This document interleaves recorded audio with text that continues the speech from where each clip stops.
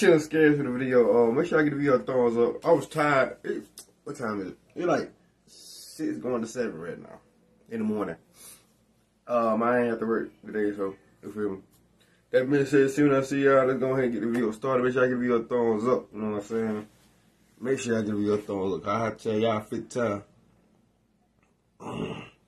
Persistent trip. 50 times. On August 14, 2012, a user named Amos No More uploaded a video titled Persistent Trip, Datura.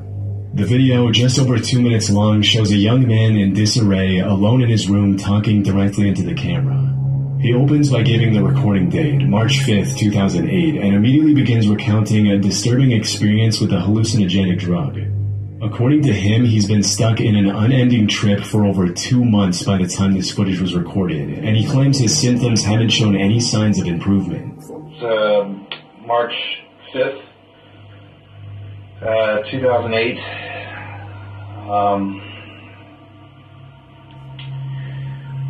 Don't seem to be coming down. It's been about 2 months. I can't really go out. Been spending a lot of time in the basement. I think it's wearing off. I don't really know. He explains he followed instructions from a book precisely, yet has no idea how to escape this nightmare. But it's not just the contents of this video that are unsettling, it's how the video came to be uploaded that makes it all the more eerie. The video's description reads, "This video was uploaded to YouTube several years ago and I haven't been able to find it recently. As I recall, the uploader claimed it was found footage. He said he found a tape on a park bench or something and was concerned about the person depicted therein.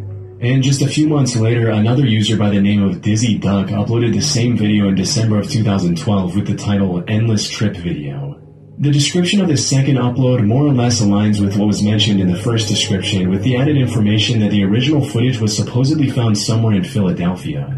Dizzy Duck also points out something disturbing, what looks like a revolver or some kind of gun on a shelf behind the man's left shoulder. Unfortunately, the resolution of both of these uploads is too low for me to identify it as a gun with certainty. But if it is, this would give this already cryptic video a That's definitely a gun. Very dark undertone. What really gets me though is the mystery surrounding it. Despite supposedly being over 14 years old and having over 400,000 views on one of its re-uploads, there's almost no credible information out there. The only other reference I found is this Reddit thread on r/videos from 11 years ago. However, even the original poster of this thread has since deleted their account. So, what's the deal with this video? Is it real or just an elaborate hoax? First, let's assume that all the known details surrounding the video are real, from what the person in the video is saying to what's mentioned in the description. The person in the video is clearly very stressed out. And while he's not going crazy in the traditional sense, his body language, refusal to make eye contact with the camera, and overall demeanor shows that he clearly wasn't 100% there when recording. He most definitely won out. Treat yourself tonight. Get what you crave. Deliver it. What I mean was, you could tell when somebody gone, bro. You could tell when somebody gone. For real. You definitely won now. No more. I think I boiled the roots right. I did what it said in the book.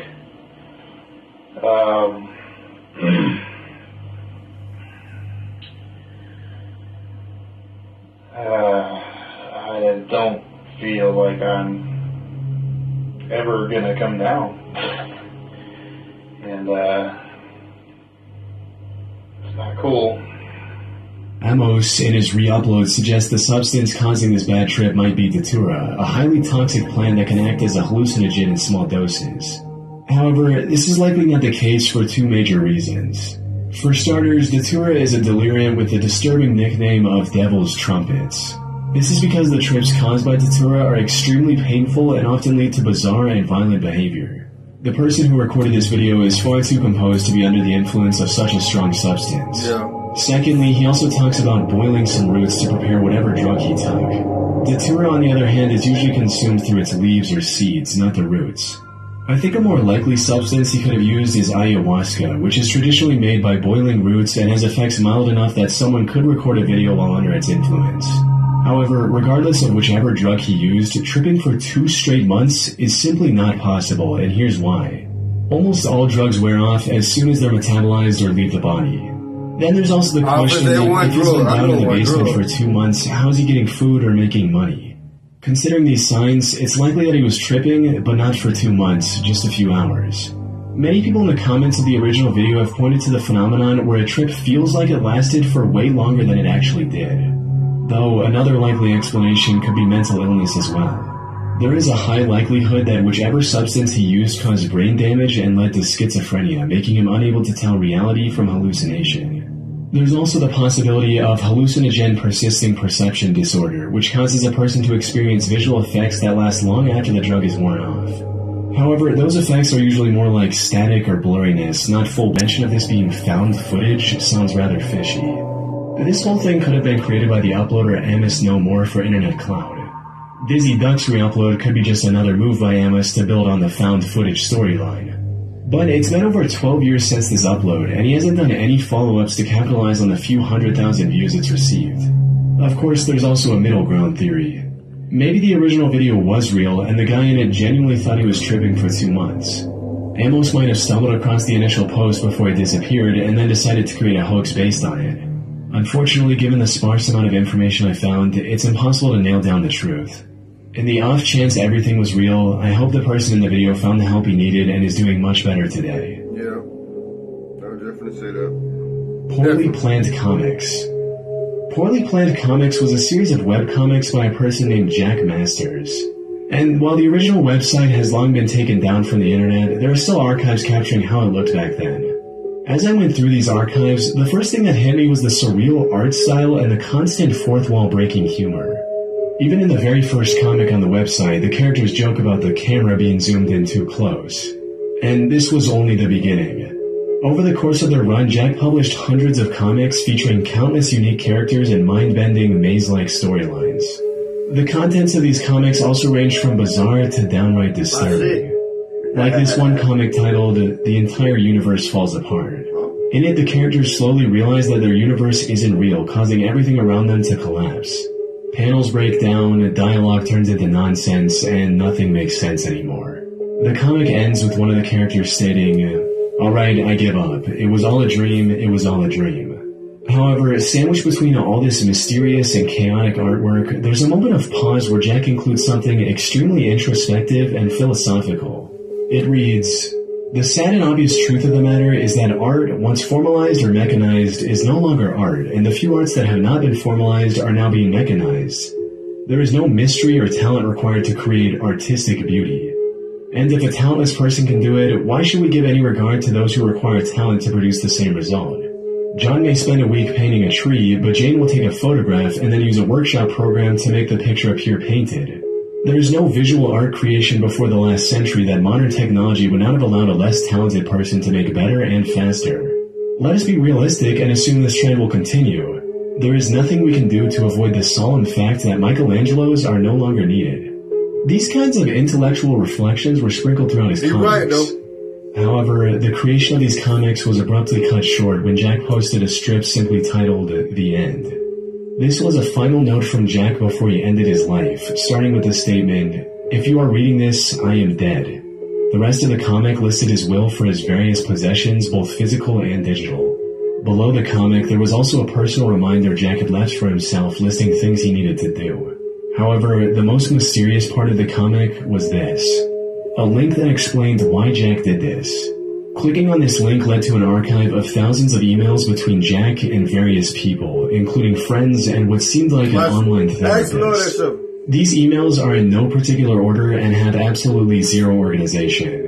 So, as you might imagine, going through them is a long and arduous task.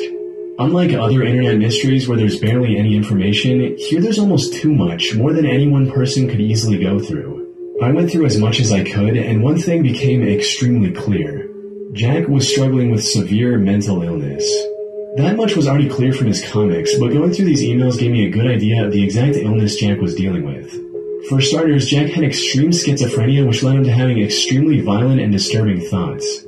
In one of his emails, he stated, "I'm full of seething, boiling hatred pain, and the only reason I'm not going out killing people right now is that I'm lucid enough not to want to deal with the consequences of such behavior."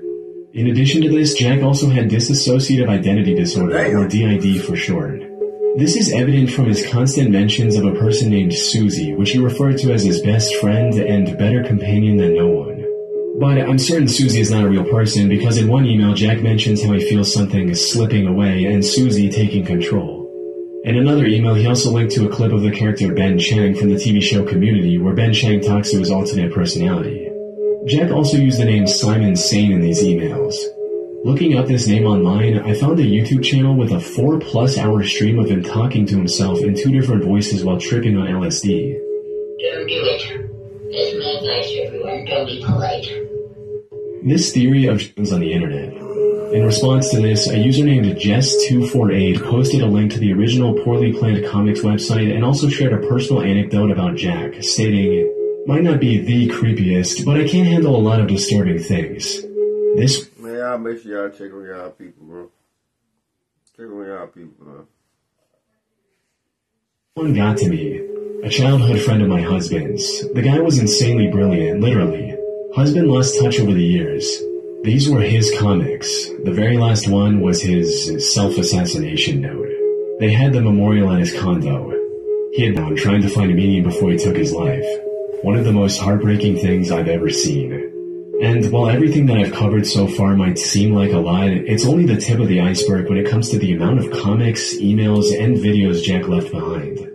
Not to mention things that aren't explicitly stated in his work, like his obsession with the 1985 book called Maze.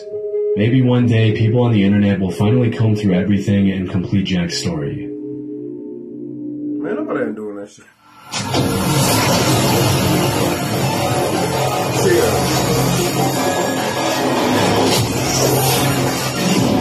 Y'all chill, bro. Jack froze emails.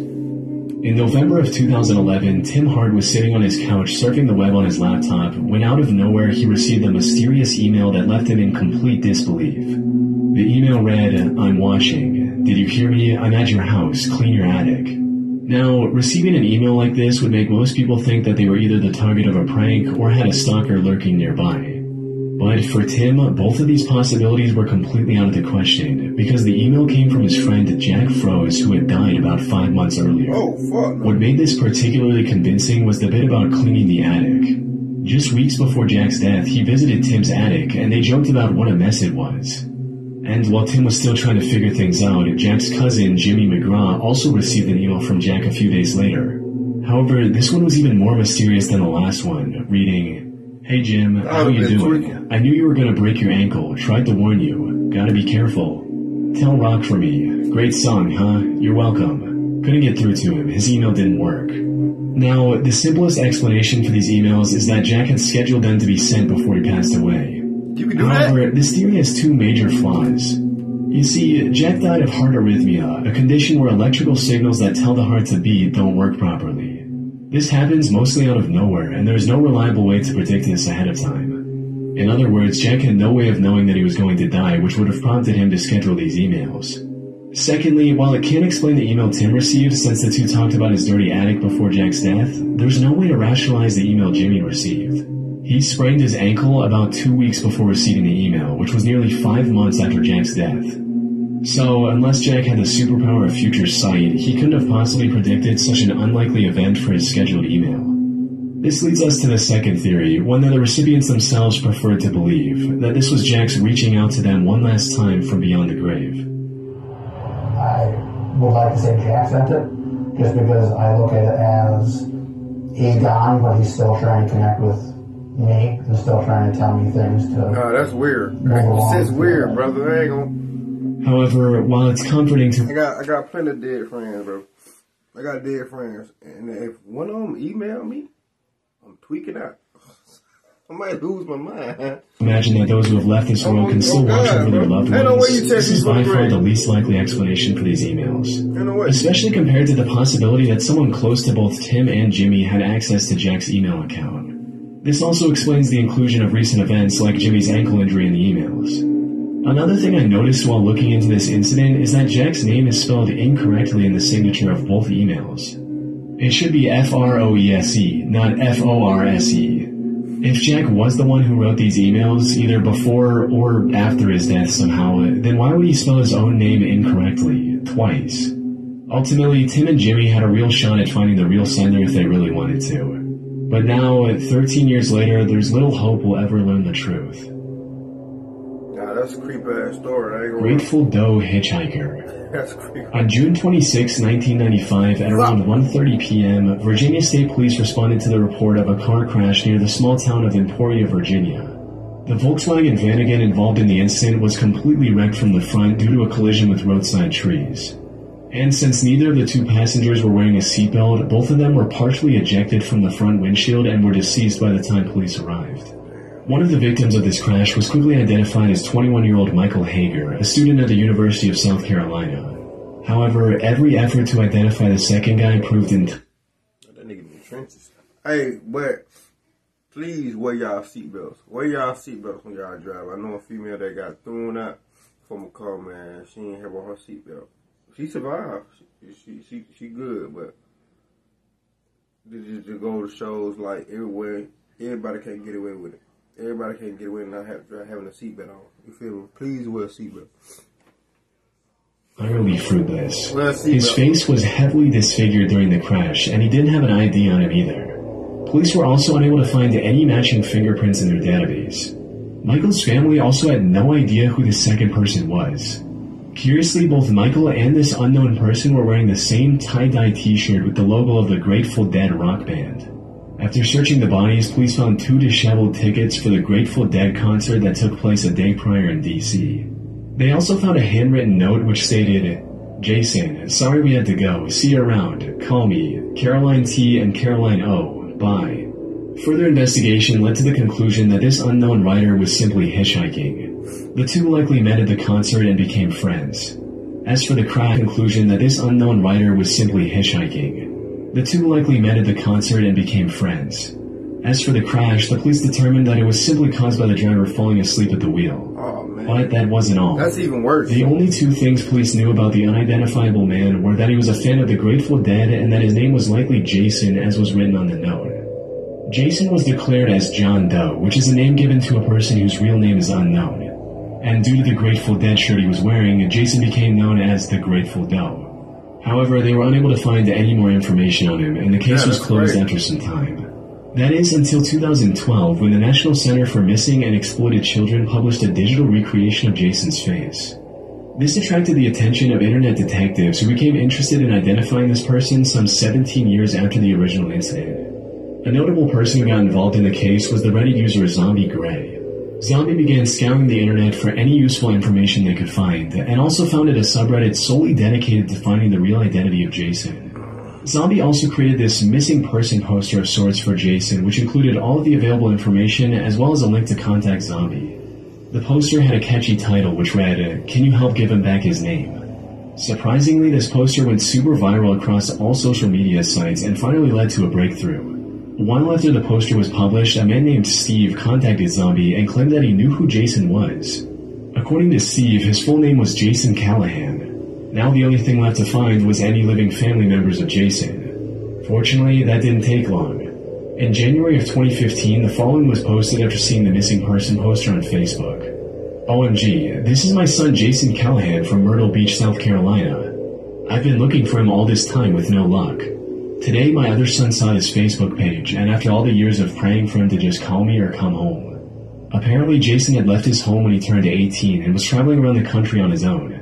All this time, his mother thought that Jason was dodging her calls and simply didn't want to return home. With that, after 2 decades, one of the most mysterious John Doe cases was solved. Though it is sad to think about his mother, who thought that her son was alive, only to learn about his death through the internet 20 years later. That's fucked up. But at least they're worried about making their rent, about being able to afford groceries. How do you tell someone like that to hit? At least she got clothes. Indianapolis wrecking ball theft. In the 1970s, newspapers in the Indianapolis region reported the most bizarre theft. Someone had apparently stolen an entire wrecking ball without getting caught. This became a big mystery at the time, and it's still a mystery today, nearly 50 years later. So, what happened? How could something as massive and heavy as a wrecking ball vanish overnight? Before we get to that, it's important to mention that the facts surrounding this mysterious theft are very inconsistent. Some sources claim that the ball was 5 tons and 200 feet in the air. Other sources say that the ball was only half that weight at 2.5 tons. There's also a mystery surrounding the date of when this event happened. A newspaper report I found on the incident was from July of 1973.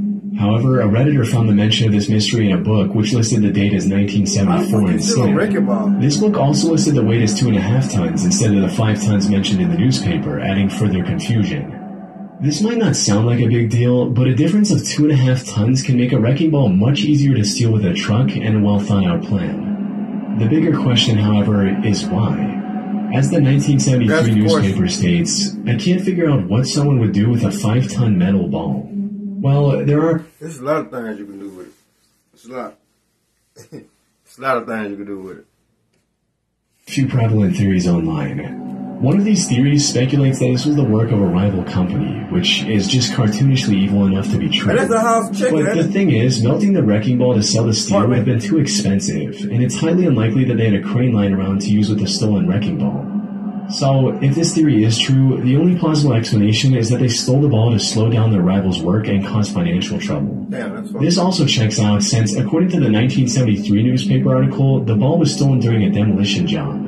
That said, there's also another theory that is also a bit out there, but can make perfect sense if we had more information regarding the finances of the company the ball was stolen from. According to this theory, the company stole its own wrecking ball and hid it somewhere as a form of insurance fraud.